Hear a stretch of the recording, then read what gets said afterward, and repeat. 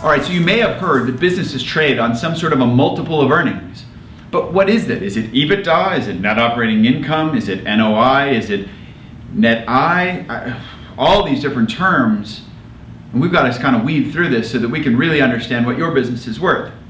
So first of all, let's define some of these terms. What is EBITDA? EBITDA is earnings, E, before, B, interest, I, taxes, T, depreciation, D, and amortization. What it's meant to do is show the free cash flow of your business. How much cash does your business produce on a daily, weekly, monthly, annual basis? And that's really the measure of EBITDA. The next measurement that sometimes people use is net operating income. And net operating income is effectively EBITDA, except you take out the D portion. So instead, because depreciation, most businesses is in fact an operating expense. So it's more like EBIT or EBITDA. That's NOI, or net operating income. Net income is yet another metric, and very few businesses trade on net income unless the buyer is trying to get a lower valuation. So don't let people do that to your business, because net income takes into consideration a whole host of potentially one-time events that doesn't really affect or show the true nature of your business. So things, for example, like a one-time tax assessment or a lawsuit that just happened once, it's not going to happen again, that may have depressed profits down for that 1 year or even that 1 month, but in fact it's not an accurate representation of your business going forward. So really, most businesses trade on EBITDA or net operating income, and they trade on multiples of those.